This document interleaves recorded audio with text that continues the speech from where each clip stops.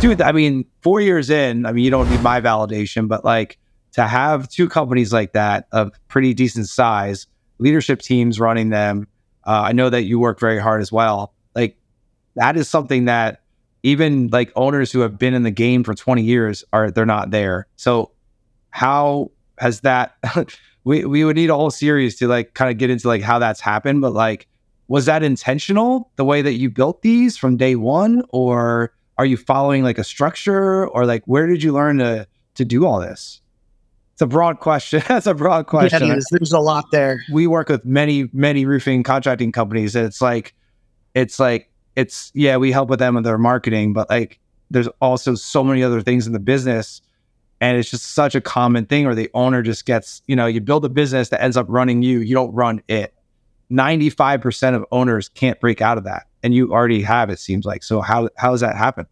So to preface that, yes and no. Like I still had to talk to an upset customer today that our material has apparently been sitting there for weeks because our production processes aren't where they should be right now. So that reflects on me as a leader for not having that ironed out and not foreseeing that bottleneck. So a lot of things seem good, but everybody still has issues that they're working through. So to preface that, it's not, a machine yet. But first and foremost, I always want to be intentional about giving the credit to God. I don't think we would be there without his blessing. He gives and he takes away. He's given us what we have right now, and we're incredibly grateful for it. I think it's because we do our best to honor him with what we do. And then beyond that, I would say paying attention early on to my weaknesses, just being real with myself that I'm like, I say it all the time, I'm good at like 2 to 3 things tops.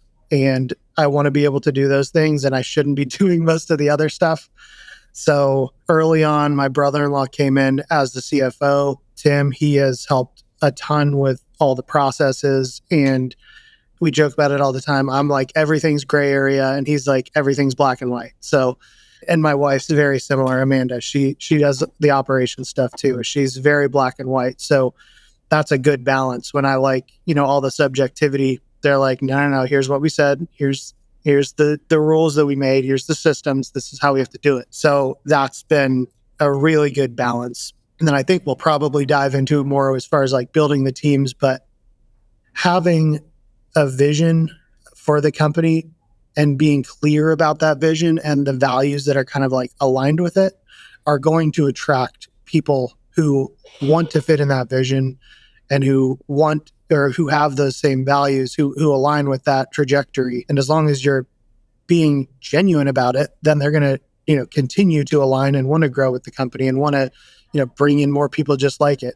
I kind of picture it like a planet where as you start amassing, then you get a greater gravitational pull and you have a bigger surface area, and it just like increases exponentially as you go. Like it might have taken a couple months to get our first really good sales rep, but then over the past couple months, we've brought in like 4 more, and they're just, we're spreading throughout the state now up from Dayton to Columbus, and in Cincinnati this year, we are opening those 2 areas. So same thing in the consulting, like people bring in their friends, people tell their friends and their family who they think would want to work. One of my estimators brought in his brother-in-law. Another estimator brought in a really good friend of his who wants to work with us. So being genuine, having good values is going to attract people that align. And then, the genuine part, you can't really fake. Like you have to actually care about your team. You can't like, okay, how do I trick my team to make them think that I care about them?